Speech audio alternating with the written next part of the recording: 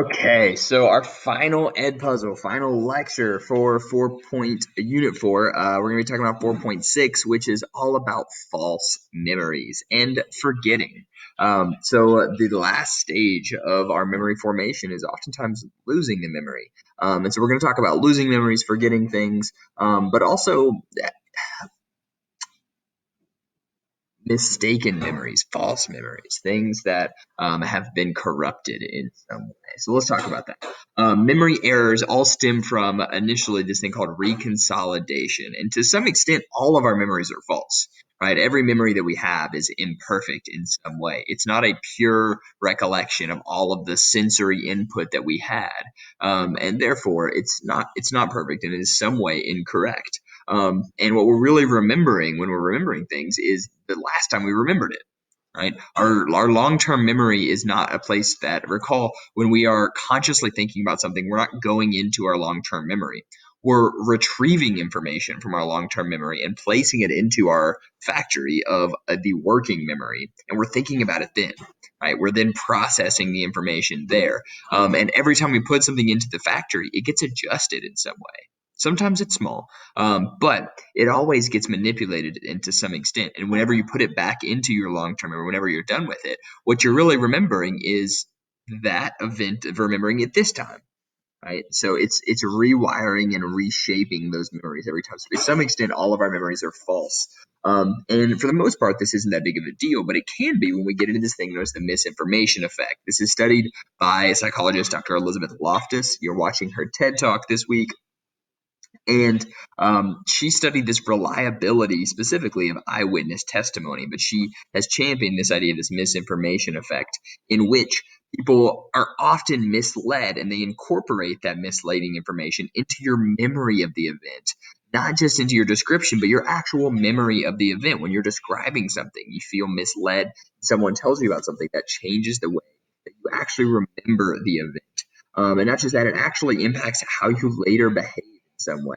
As we discussed in class, the most well-known version of this is this depiction of accident, and how they remembered it if someone asked them, how fast were the cars going when they smashed into each other? That single word smashed changes your memory because you're like, oh, they smashed into each other. And that shapes the events of how we actually remember things. And so lots of different studies have shown this, right? The Dutch study of children, in which they basically convinced children that they had had a terrible experience eating egg salad and they got sick.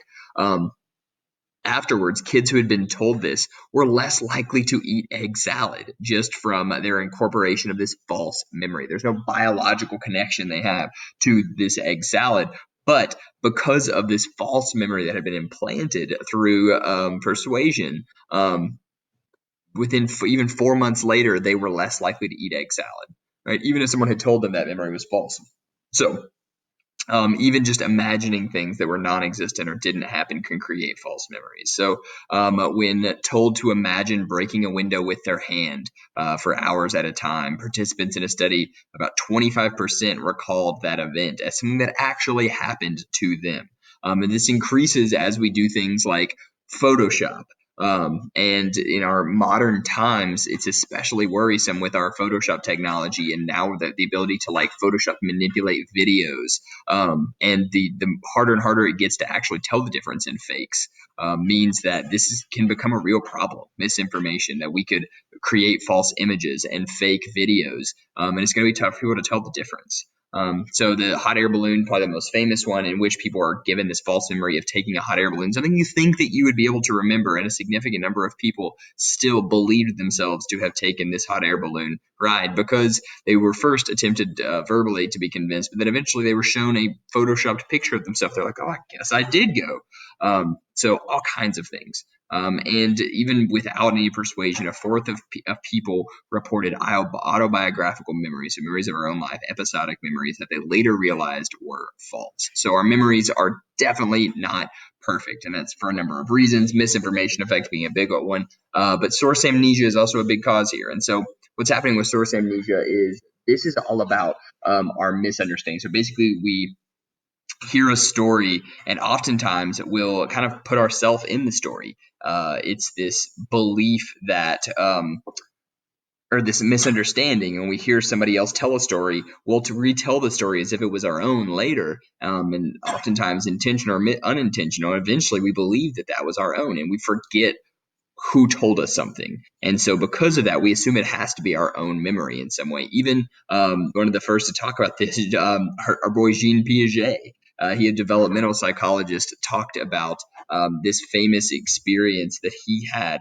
Was that there was someone attempted to kidnap him when he was young, and his nanny stopped this from happening. That never happened. No one ever attempted to kidnap him. His nanny definitely didn't stop that from happening. And his belief is that the Lindbergh baby was kidnapped during his childhood, and so it was something that he would have heard about constantly in the news. They were constantly talking about this. Charles Lindbergh, a famous pilot whose child was kidnapped. It was all over the news for years in the 1930s and 40s.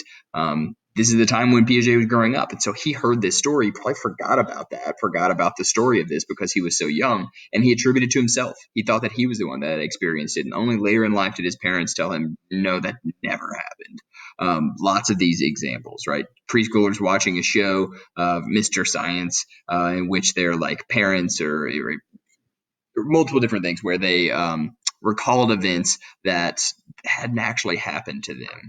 Okay, so this explains deja vu, but this big idea of source misattribution or source amnesia is that we hear something, and over time, if we forget where we heard it from, a lot of times we'll just assume it was ourselves that happened that, and we'll create a false memory. So those are misinformation and false memories. Let's talk a little bit about forgetting. There are famous examples of these people like like Joe Price, these famous brains, people that literally can't forget. They have a perfect autobiographical memory. Everything that's ever happened to them, they have all of that stored in their brain. And while that sounds like a good idea, their experiences speaks to the otherwise, right? It's we forget for a purpose, right? It clears out clutter. It gets rid of useless dates and information. You don't need to remember every single thing that happened in every single television show that you've watched. You really don't. You don't remember the day that you watched that, right? You probably only need to remember the birthdays of the people around you, and maybe your own and a couple phone numbers, right? If you don't remember everything else, it's just taking up wasted information, and it's unnecessary there. It's going to get in the way of your recall of other things. And on top of it, right, it can be traumatic for you to remember every single thing that has happened to you, right? Like you have all of the experiences, all the negative experiences. You don't forget any of that.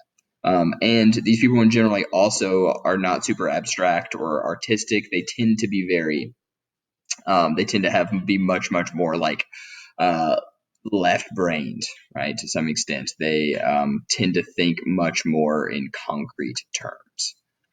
So encoding failure, other ways that we forget, and this is in that failure to get to our long-term memory. So basically, things get into our short-term memory, and we're holding it there, and it'll last there oftentimes for a day or two, but it never makes it to our long-term memory. And this is something that is very present within children, but then for adults, it becomes a major issue again as we age. Right? It's that feeling of like, oh, I remember this. I know I was thinking about this yesterday. And then it's just gone from their memory. It never got turned into a long-term memory. And this happens from either shallow processing. We don't give any weight to it, so we don't rehearse it or think it's important, so it doesn't make it to our long-term memory. We don't rehearse it enough in maintenance, or we just weren't really paying attention. We weren't focusing on that in some way, and so it gets stuck in our working or short-term memory, never makes it to our long-term memory. This is an encoding failure. And then we'll talk a little bit about amnesia. Infantile amnesia is just this idea that like for your first couple years of your life, you're not going to be able to form memories, right? Your body is just not creating long-term memories as a 6-month-old. Right? Think back to your early childhood. At the earliest, the first thing you probably remember is between ages 2 and 4. And even that, it may be a false memory. It may be something that you watched a home video of or your parents told you about. It's a hard time discerning between those. And we don't retain that many memories. Even for between 0 and 10, you probably can't think of a ton of experiences during that time. And so a big reason for that is that our encoding is oftentimes tied to our language. So as we create and develop more language comprehension, we are able to encode and understand our memories a little bit more. So once we fully developed our language in our kind of teenage years, we're able to create and hold on to much more long-term memories. And on top of that, we're just physically still developing that limbic system, right? The hippocampus is still developing. It's not quite strengthened enough to create long-term memories at the pace that's needed for us to hold on to long-term memories. It's also just not really a focus for a 2-year-old. Storage decay, if we're talking about remembering learning in general, Ebbinghaus, definitely a name that you need to know. Late 1800s, this is early psychology, and he was focused on this like ability to learn new things. And he focused a lot on these nonsense syllables, and he would make people learn these things that no one needed to know, this combination of NC, SRTTI, and they'd have to look at that and memorize that combination of letters. And he found that this idea of this like forgetting curve, and he would try to get them to learn these things and then study them over weeks and weeks. And it was oftentimes much easier to remember it immediately, of course, but then over time, people still began to hold on to these things. Even though they would forget it, it would still hold on in their brains for, days and days and days, for weeks afterward. For 30 days later, they would still learn that nonsense words faster. So yes, it's not entirely, they can't recall it quickly, but they could recognize it and they can learn it again pretty quickly. So forgetting curve of Ebbinghaus is this gradual fading, but we still have some physical traces of memories in our brain for up to 40, 50 days afterwards. Right? It's a slow then decay of the memory. We lose most of the memory, the ability to retain most of it, right? You see within days, right? From 60% on the time of to by day one, they already were down to one day afterwards. They were down to only remember 30%. Day two, they were down further. By day 5, they were down to 25%. But 30 days later, they were at 21%. So it's a drop off in relearning, but we're also able to relearn faster. So relearning happens faster, according to Ebbinghaus, if we are able to learn things in the first place. So this other terms you should probably know: retrieval failure, the inability to hold on to information. This is probably the biggie that you'll see pop up on the AP test, is to understand the difference between interference types, proactive or retroactive. You do need to know the difference between these. Proactive is old information that we have disrupting our recollection of new information. So examples: if you are playing a game. So, right, we came up with, I made you memorize a list of 10 words. And then 2 weeks later, I have you memorize a different list of 10 words. Now you've got two sets of information, the old and the new. I would guess that many of you would accidentally include some of the words from the first list, and they would interfere and make you forget some of the words in the new list. So that's proactive. Proactive are things from your past or old things you learned coming forward to disrupt your ability to learn things in the now. Whereas retroactive is the opposite. It's new information disrupting the recollection of old information, right? It's calling someone by the name of an older person, right? Or vice versa, right? I constantly this is, and I'm sorry, I apologize in advance. Whenever I see students, as much as I think that I'm going to remember students forever, I very often forget students' names because of the fact that I have 150 new students' names to learn every single year. And so when I see someone hey, oh my gosh, I remember you, and I can remember stuff they did. I can remember days in class with them, but their names often leave me because of retroactive interference. The students that I have now have kind of overwritten that stuff, like the names of all my previous students, and it's pushing those out. And then other forms, motivated forgetting. This one is still kind of sticky in the psychology field, that we have this idea of the self-serving memory, that our memory kind of weeds out some stuff that we don't want to remember.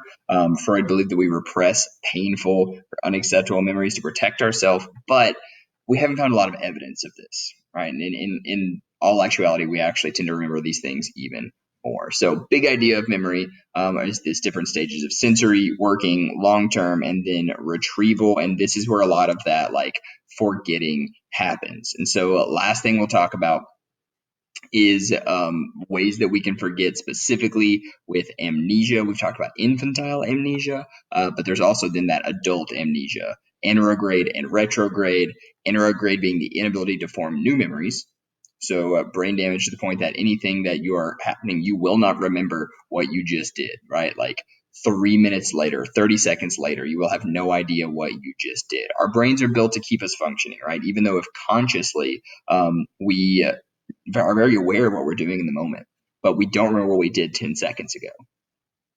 And it's weird, but it's possible, right? As long as we're focused and aware in the moment, we are aroused and aware, then we have consciousness, but we cannot form a memory of that. So we can't remember what we did 10 seconds ago. Retrograde amnesia is the inability to retrieve info from one's past. So thinking back 20 or 30 years ago. Right? Anterograde amnesia. Clearly, this person's not going to be able to remember things, whatever. Right? They're not going to, 10 years from now, they're not going to remember the stuff that they were doing in that moment. But that's still anterograde. It's not retrograde. Oftentimes, anterograde, they can remember anything that happened before their accident or their stroke. They can't create new memories. Retrograde, oftentimes, people can sometimes create new memories, but they can remember things that happened in their past. Henry Molaison, he had his hippocampus removed. He had both. Remember, he only held on to his memories from 11 years prior to his surgery. The first 11 years up until his surgery, he had forgotten all of those things. For retrograde, anterograde, he couldn't do anything going forward. And as we've said, you can still do procedural tasks, nonverbal tasks, but you have no awareness of learning them whatsoever. And lots of studies have proven. So that is forgetting misinformation and all that good stuff. That's it for Unit 4. Reach out if you got questions, and otherwise I will see you in